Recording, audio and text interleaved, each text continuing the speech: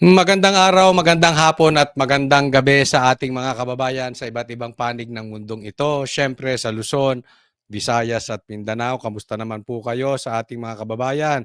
Sa mga banateros, banateras worldwide. Again, shout out din po sa inyong lahat. Hay nako, maganda po ang mga balita natin. Sa katunayan, ako po ay masayang masaya. Palagay ko naman kayo din ay masayang-masaya na nagbubunyi po ang, buong Pilipinas dahil sa kaganapan nangyayari sa bansang ito. Dahil unti-unti nang naisisiwalat ang mga kademonyohan na mga animal sa ating gobyerno. Ay naku, salamat naman. Ano, okay. So bago tayo magsimula, paalala lang po, sana pagpasok niyo pa lang, i-like niyo po agad itong vlog kong ito. And, ito po ay makakatulong sa algorithm. So, mas ikakalat po ito ni YouTube. So, kung kayo po ay, ah, taga-subaybay sa channel na ito, like nyo po. And napaka-importante rin po na kayo po ay nakasubscribe na sa channel ko, Coach Oli News PH o Coach Oli lang. So, wag po kakalimutan paki-check kung nakasubscribe na po kayo. Ito po ang ating magiging topic ngayon. Malacanang. Hoy, no choice. Napaamin na. Ladies' choice. First lady. Oh, napaamin? Okay. Iminatics. Oy, kaway-kaway. Taas ang kamay ng mga Iminatics na nanonood dito ngayon kay Kotsoli. Iminatics, may panawagan. Oh, yan, pag-usapan natin. At pangatlo, Marcos, si BBM, si Junior. Akalain mo, sa gitna ng kapalpakang nangyayari sa bansang ito, ang ibinabalita pa, tumaas sa survey. Pag-uusapan po natin yan. Okay? Hindi na po natin pagtatagalin dahil kay Coach Oli, bida ang balita. Okay, eto, pag-usapan natin. Malacanang. Napaamin na ba? Ito po kasi ang sistema ngayon, no? Para dun sa mga hindi nakakaalam. At saka yung kapitbahay mo, at saka yung kaklase mo, at saka yung katrabaho mo, at saka yung magulang mo, yung kapatid mo, yung anak mo, gisingin mo, oy, may namatay sa Beverly Hills. Diyan sa LA. Diyan sa hotel diyan sa Beverly Hills, may namatay dahil sa Coca-Cola. Di umano. O, binalita na po yan. Actually, nasa report po ng mga pulis yan.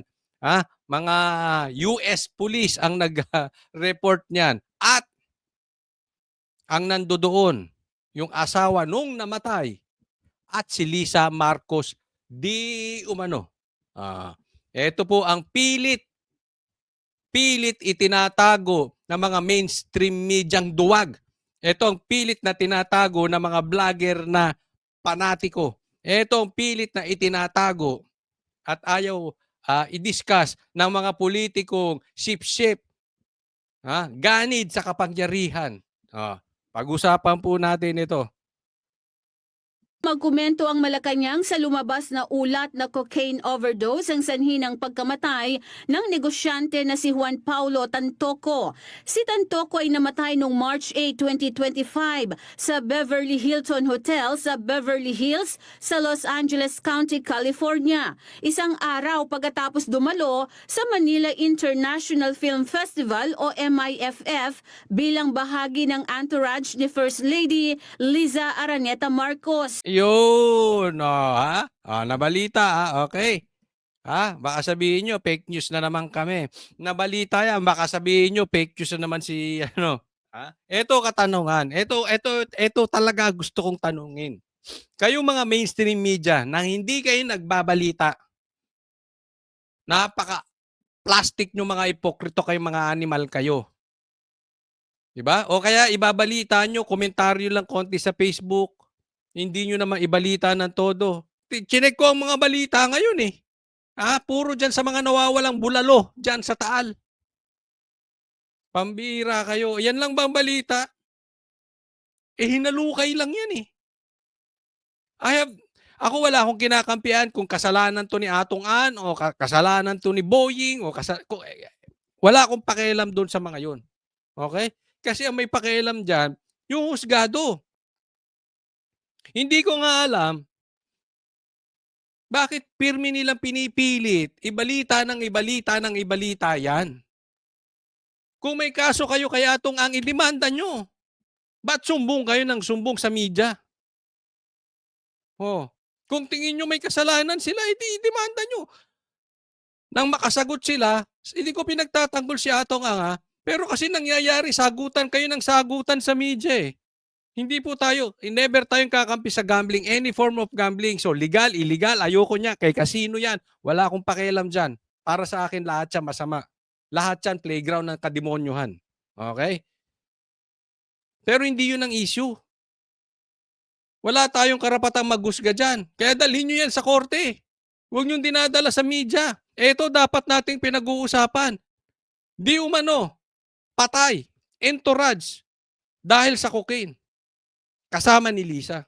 Iisipin mo yan. Nagpunta ka doon para i-promote. Para nang sa ganun, ma-promote mo rin ang Pilipinas.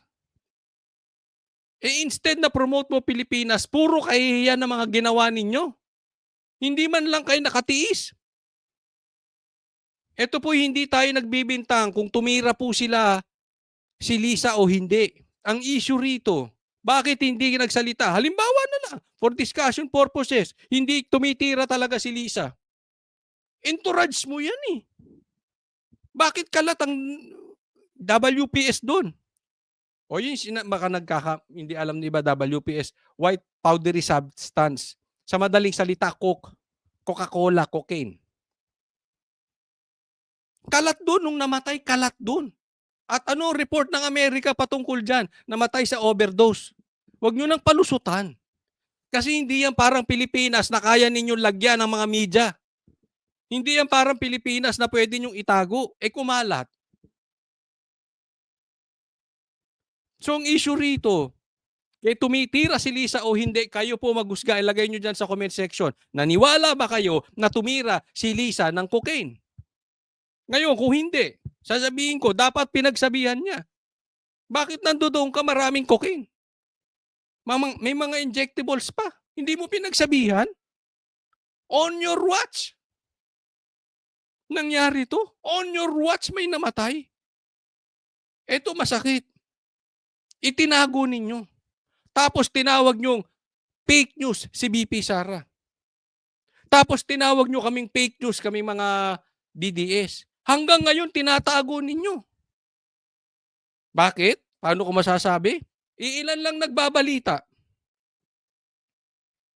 Asan yung mga mainstream media? Anong binabalita ng mainstream media ngayon? Bulalo. Yung survey ni Marcos. Kung ano-ano. O sige, hanapin nyo sa mainstream. Yung mga malalaking media ngayon. Tingnan nyo kung gaano ka-epokrito. Kayong mga pinklawan. Kayong mga komunista. Kayong mga dilaw. Kayong mga pulahan. Napaka-epokrito ninyo. Ba't hindi nyo ibalita ito? Kasi, alam nyo, baliktarin natin. Halimbawa, may kasama si BP Sara, namatay sa cocaine. Kaming banateros, hindi ako tatahimik. Sasabihin ko, Sara, I will call out Sara. Sara, kung wala kang kasalanan, ipaliwanag mo sa amin lahat. Huwag kang tahimik.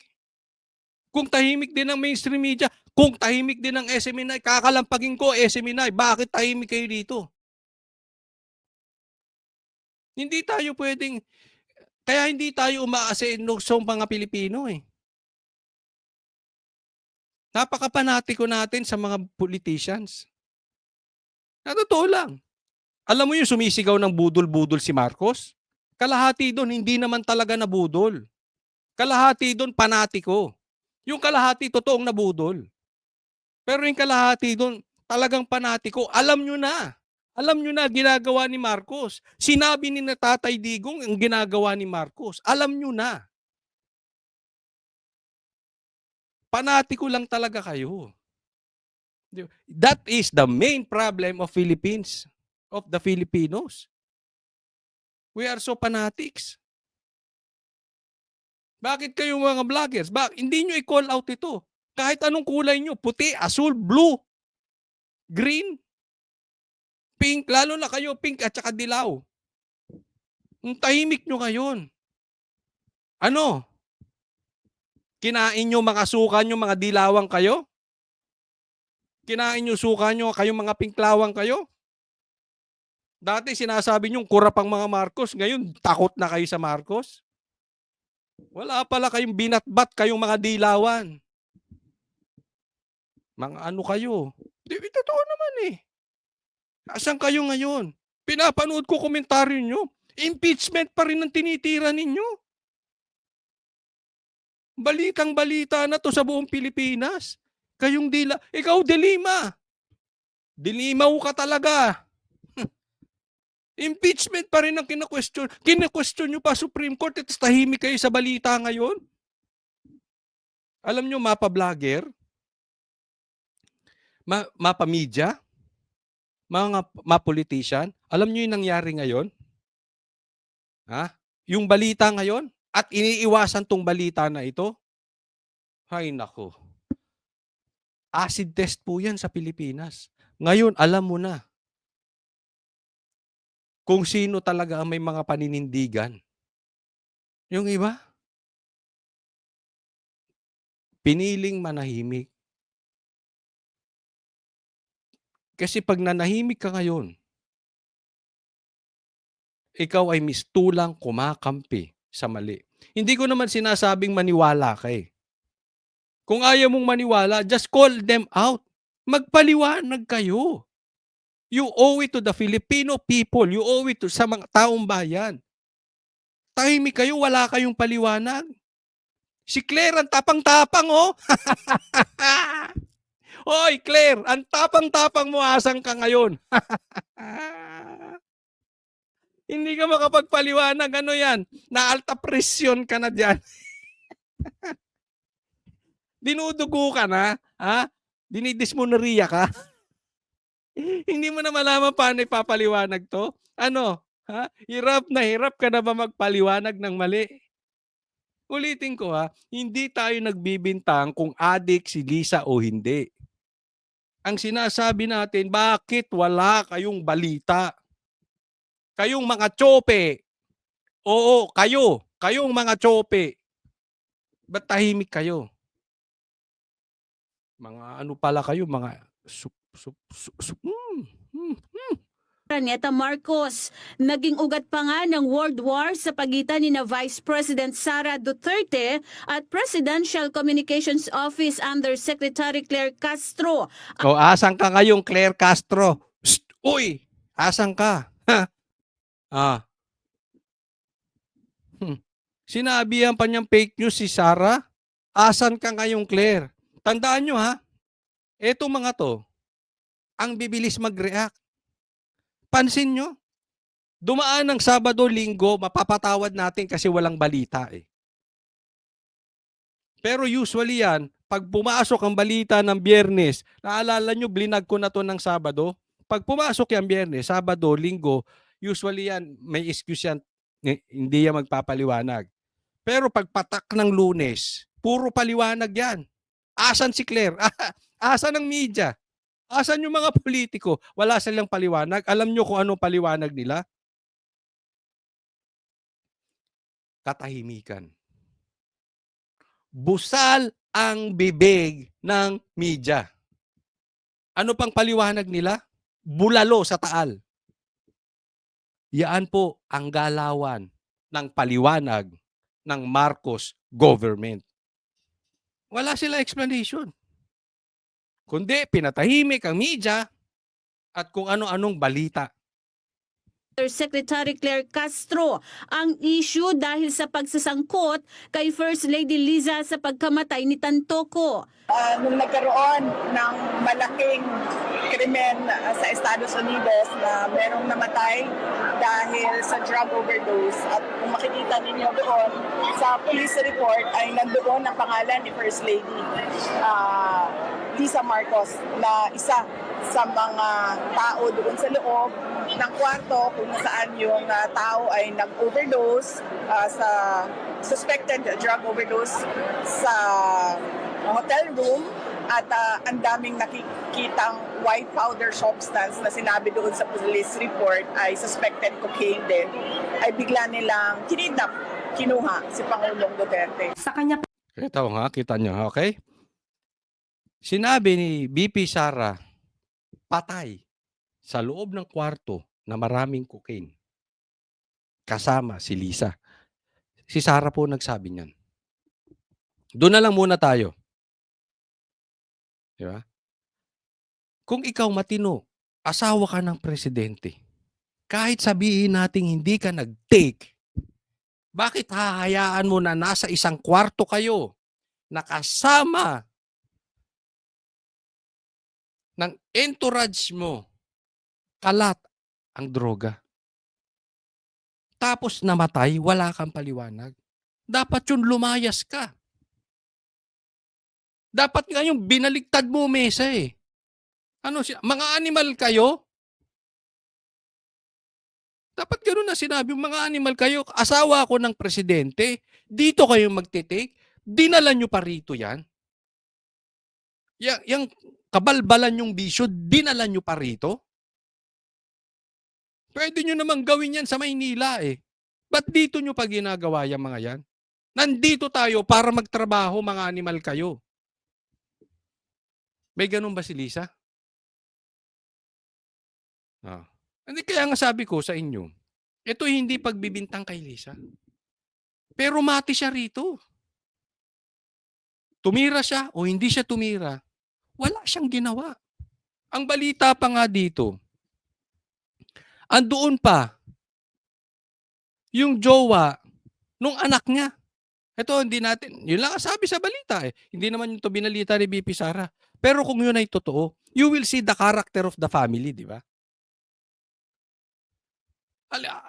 Alimbawa, jowa ng anak ko, at nakita ko nandoon, at may mga droga sa harap, binugbog ko siguro yun. Ako hindi po tayo nagpo-promote dito ng violence, okay? Ang point ko lang dito, ito. Why will you allow such thing? Anong klase? Sinong matinong magulang makikita na yung jowa, kung totoo ito ha, yung jowa mo ay hinahayaan, gumamit man siya or hindi siya gumamit, at hinahayaan na doon siya. Pinaalis mo man lang. Nagigets nyo yung point? Kita mo yung puso, kita mo yung karakter ng family. Yeah. Okay, binalita ni BP Sara. Anong sagot ni Claire? sa kanya pala nang galing ang fake news. Kita mo? Si Sara pa fake news. Tingnan mong ipokrito niya itong babae na ito. Kita nyo? Ngayon, asan ka? Diba ang tagal mo magpaliwanag?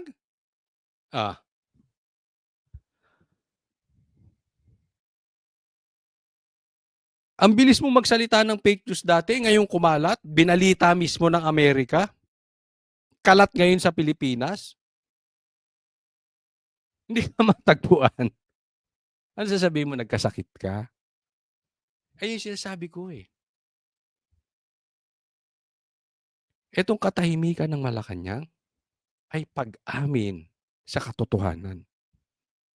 Kasi tinago nila yan eh. Dapat pagkamatay pa lang, ang matinong gagawin ng presidente, nagpatawag agad ng press con, nagbigay ng official statement at kumuha ng mga katanungan sa media. Ganun pa lang, pagpasok ng problema, especially involved ang Pilipinas, international na ganap ang krimen. Dapat yun, ang presidente tumayo agad. May stand agad. Nagpaliwanag agad. Pero anong ganawa? Nanahimik. Inantay. Vice President ang nag-announce. Tinawag pang fake news. Tapos ngayon tahimik. Alam nyo kung ano? Mistulang pag-amin yan. Inaamin nila. At no choice si Lisa eh. She has no choice. It's either she shut up than to admit it. But yung pananahimik, pag-shut up ni Lisa, no choice siya. Kung hindi, aminin ito sa pamamagitan ng pagtahimik. Kasi yung pagtahimik na yan ay talagang pag-amin yan. Binanatan niya ng fake news. Oh. Ang tagal niya. Ilang araw, Claire? Ilang araw ka ngayon magtatatapang? Ilang araw ka makakaipon ng tapang bago namin makita yung dating Claire? Nag-iisip kayo? Nagmi-meeting kayo? Crisis meeting muna? In coordination? Alam mo, sabihin ko sa inyo mga kababayan, umasa kayo na mayroong matinding balita ang mangyayari. Ako, umasa kayo ha. Bukas, makalawa, baka damputin lahat ng vloggers. Bukas, makalawa, baka damputin si Bongo at si Bato. Gagawa sila ng matinding balita. Remember, noong nangyari yan, paano sila nag-react according to BP Sara? Kinidnap si PRRD. Wala naman na sa issue yung ICC, di ba? Wala na yan eh. Hindi nga sila makagalaw. Biglang minadali. Why? According to BP Sara, pantakip sa kagaguhang nagawa nila sa Amerika na hindi nila kayang sakalin ng saliig ang Amerika. Kaya nga hindi natin alam bakit pupunta si Marcos dun eh. Ang nakakatakot dito, eto mga kababayan ko. Baka mamaya, isanla tayo mga Pilipino kapalit ang asawa. Hindi natin alam kung anong gagawin nilang deal sa Amerika. Baka dagdagan ng EDCA, gusto nyo, punuin nyo na ang EDCA buong Pilipinas. Sisiraan lang namin ng China. Tapos, kunwari, bobombahin ang isang lugar ng Pilipinas, ng China. Tapos palalabasin namin kasalanan ng China. Tapos lagyan nyo na lahat ng EDCA ang Pilipinas. Pakawalan lang ang asawa. Hindi malayo mangyari yun.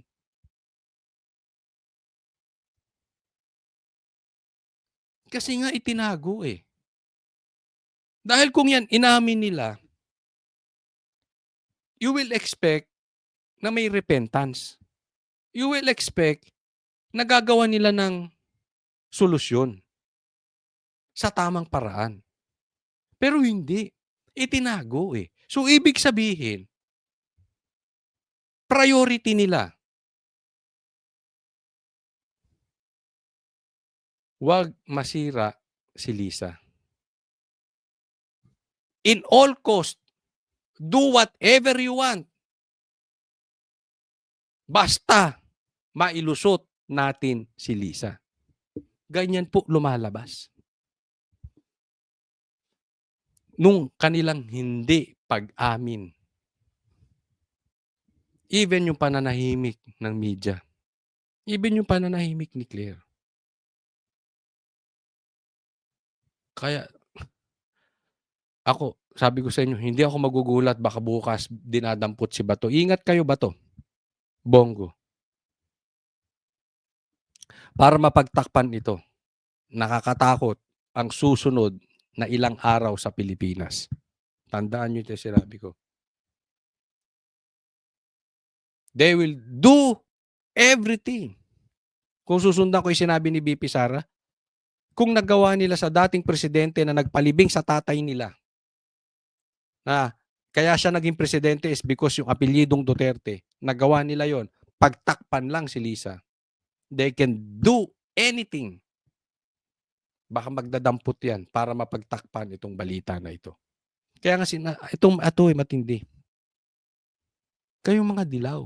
Kayo rin mga vloggers ng dilaw. Kapaka-hipokrito ninyo. Tahimik kayo ngayon. Kinain niyo nasukan niyo? Kayong pink? Pulahan na rin kayo? Again, hindi ko sinasabing pagbintangan niyo si Lisa. But call out for an explanation. Official explanation coming from the President himself together with Lisa. Hindi si Claire. Siya pala ang source ng fake news na ito Tingnan mo, plastic ka. na pinapakalat laban sa unang ginang kay First Lady. Nitong linggo ay kumalat sa social media ang report mula umano sa website ng County of Los Angeles Medical Examiner na may case number 2025-04377 na ang sanhi ng pagkamatay ni Tantoco ay dahil sa paggamit umano ng cocaine. Nakalagay rin sa medical examiner na ang iba pang dahilan ay cardiovascular disease. Makikita rin na open ang status ng kaso ng pagkamatay ni Tantoco. Sa pagbisita ni Presidential Communications Office Acting Tama na, bago tayo pumunta dyan. Itong bagong PC, oh. Ang sarap ng... Sabihin yung fake news. Sige. Sabihin yung fake news, yung ospital. Sabihin yung fake news ang Amerika. Galing po yan. Ang source po niyan, galing Amerika. Hindi po Pinoy. Ang swerte naman ng bagong PCO secretary. Secretary Dave Gomez sa press briefing room ng Malacanang ay natanong ito sa issue. Idiniin kasi ni Gomez sa Malacanang Press Corps na ipagpapatuloy niya ang paglaban sa fake news. Sa tingin niyo po, Sec, part ng fake news yung pag-i-involve po kay First Lady dun sa Tantoco's death? Tantoco's death? Yes po. That's a private matter. I cannot comment on that. Tantoco's death. Parang, Tantoco's death? Question mark. Hindi mo alam? Doon pa lang panloloko na. Ipagpapatuloy daw niya. Tingnan nyo kung gaano ka-ipokrito itong gobyerno ni Marcos. Ipagpapatuloy ang fake news. Ba't hindi nyo sabihin fake news kami ngayon?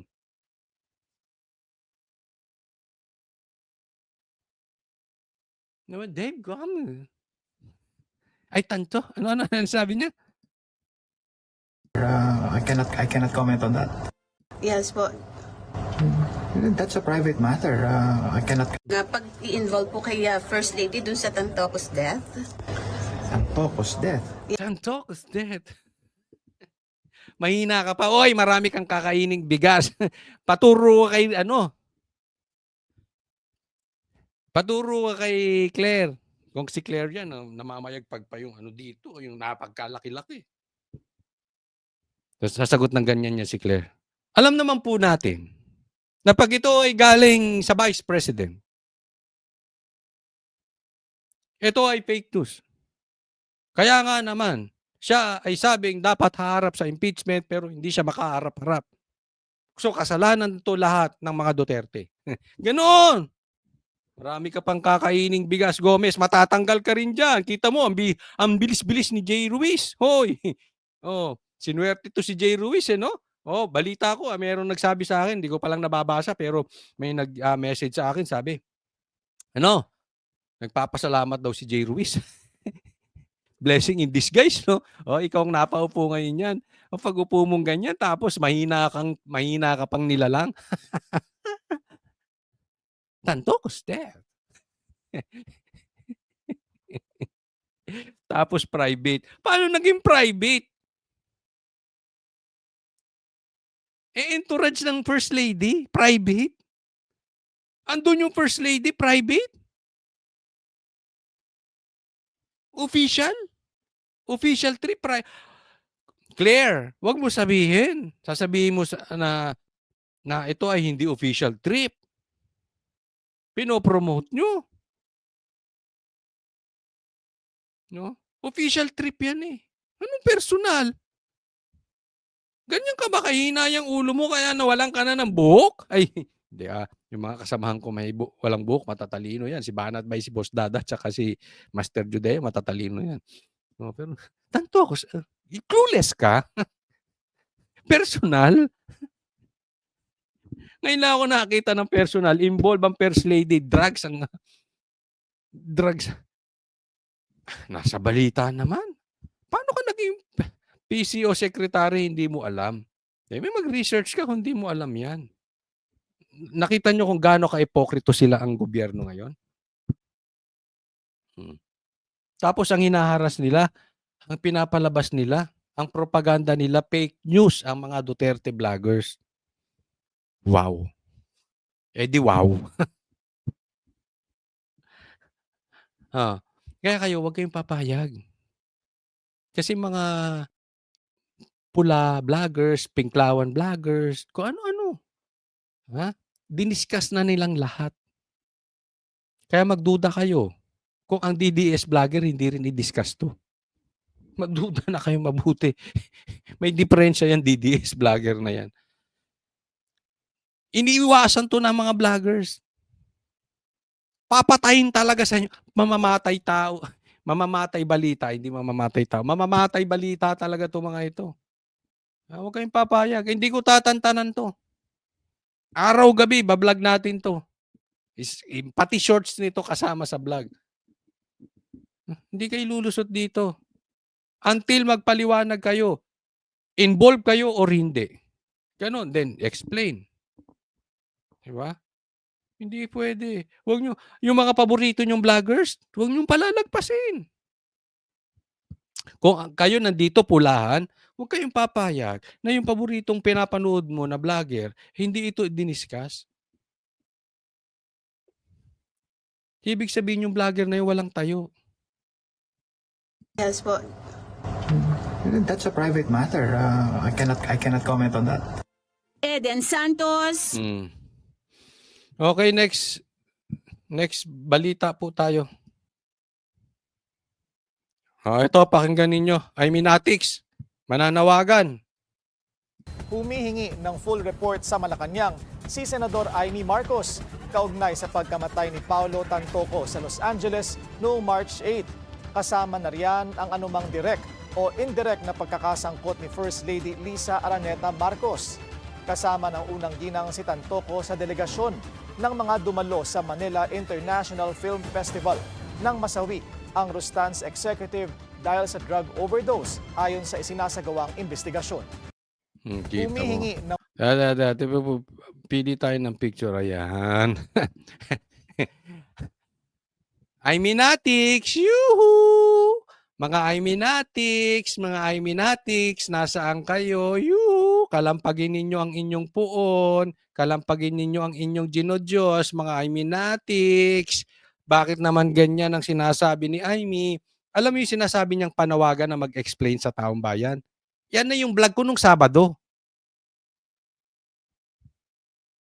Kaya kong gawin yan, Amy. Hindi ka nanalong senador dahil nananawagan ka. Nanalo ka bilang senador, sabi nila, dahil nagpahiring ka. Dalawang explanation dyan. Hindi ko alam kung ano totoo. May nakapagsabi sa akin kasi, okay, napagsabi sa akin hindi ko alam kung totoo. Ang sabi sa akin, pero ito yung nagbalita sa akin nito, lahat ng binalita niya sa pool. Okay?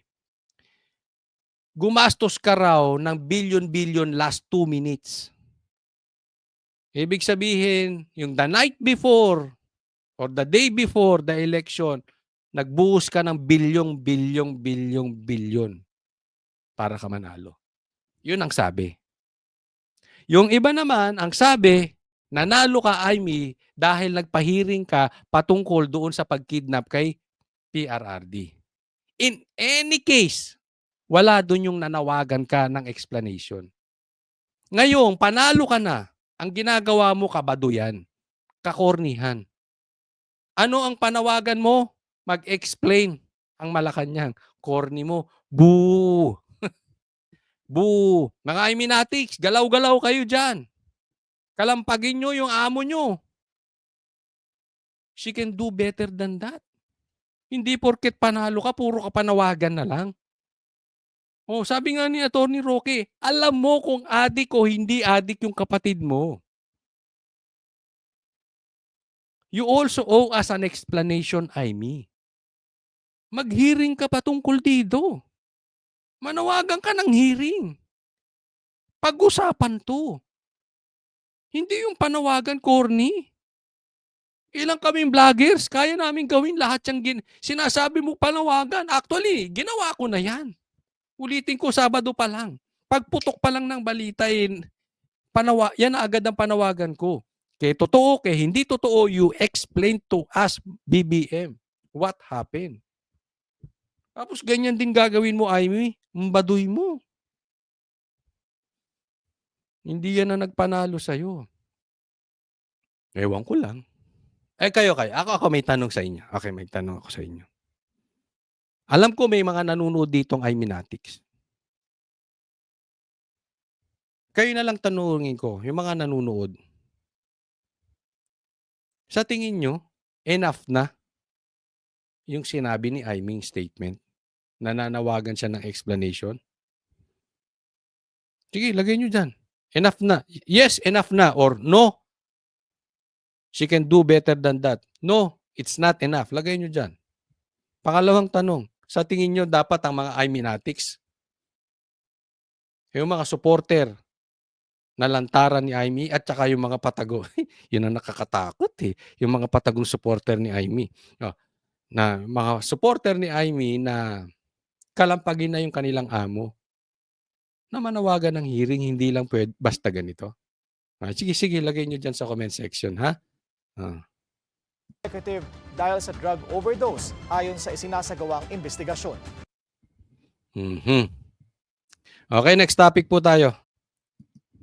Eto, pag-usapan natin, tumaas ang trust rating ni BBM. Tumaas ang trust rating ni Pangulong Bongbong Marcos batay sa resulta ng survey ng Social Weather Station o SWS. Batay sa survey na Tawan-tawa naman ako sa media ngayon. Siksik ang balita patungkol dun sa nangyari dyan sa Beverly Hills. Yung namatay kasama ang First Lady. Ang balita ninyo, tumaas ang trust rating ni BBM. Grabe naman. Grabe naman ang mainstream media ngayon. Parang gusto ko na ipukpok sa ulo ko. Naluloko na ako sa media ngayon, pambira. Oo, sige, talagang nilagpasan nyo yung tungkol kay Lisa. Tapos sabay labas naman ang balita tungkol dito sa SWS. Na ratings na tumaas. Ano rating ni Marcos? kinumisyon ng Stratbase Group, tumaas ng 48% ang trust rating ng Pangulo nitong Hunyo mula sa 38% noong Mayo. Ito mo, ang taas pa ng tinaas, 38 to 48. Are you kidding me? This is almost half. This is almost 50%. So, sa bawat dalawa, isa, may tiwala kay Marcos, yung isa lang ang hindi. Sa 10, yung 5, may tiwala kay Marcos, yung 5 lang hindi. Naniniwala kayo sa kalokohang ito? From 38% tumaas pa ng 48% si Marcos. Ang lupit talaga ng media. Pati ang survey natin, ang lupit. Do you trust survey? Tingnan niyo yung survey. Sila ba ang nanalo nung eleksyon? Diba? Nantarang padloloko na ito mga. Napanatili naman ni Vice President Sara Duterte ang trust rating niya na nasa 61%. Yeah. Tapos si Sara, nanatili lang.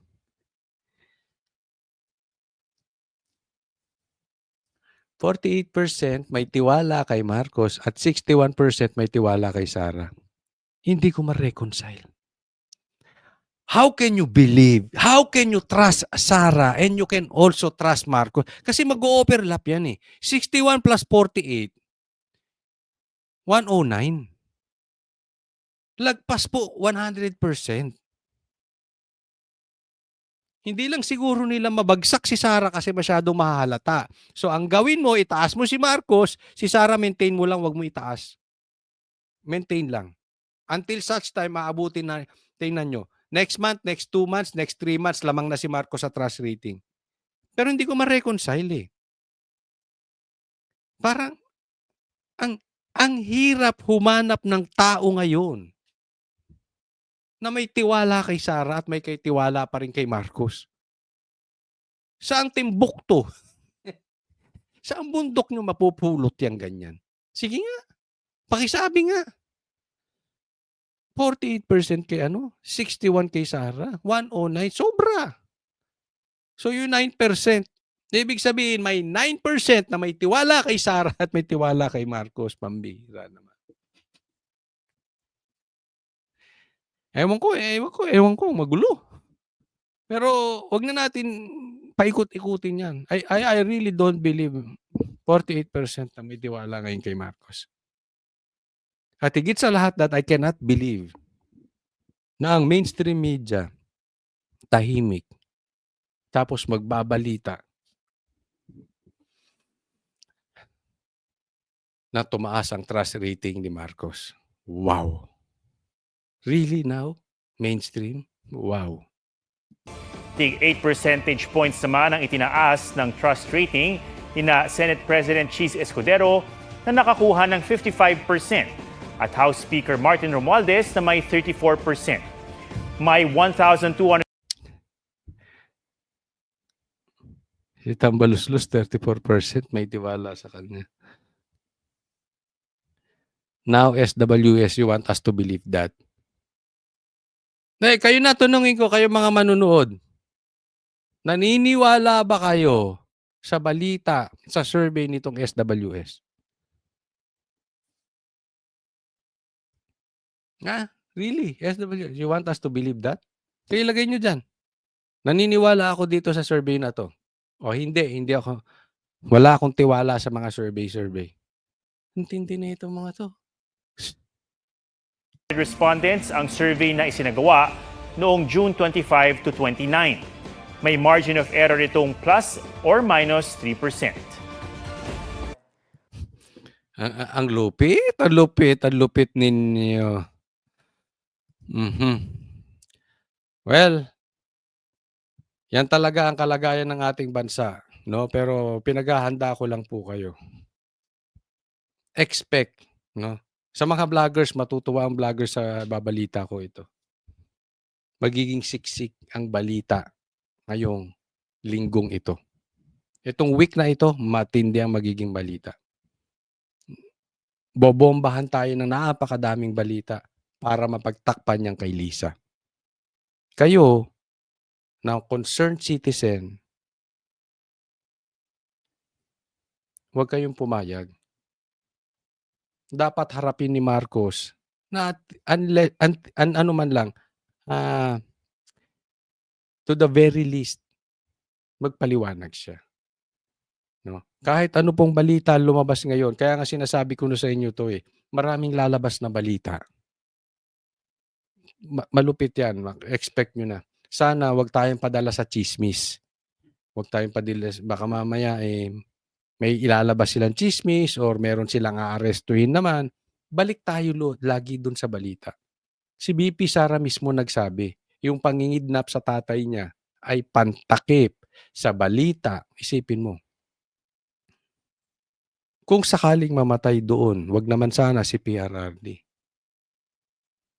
Sinakripisyo natin ang isang tao dahil lang para patayin ang balita patungkol dito sa nangyari kay Lisa. Kung susundan natin yung sinabi ni BP Sara, nakakalungkot po. Sabi nga lagi ni Claire, nakakalungkot po. Pero totoo, nakakalungkot kung ganyan naman ang mangyari sa Pilipinas. Huwag po niyong kakalimutan mag-subscribe dito sa channel na ito at sana i-like niyo po itong vlog na to. Maraming salamat po. God bless everyone.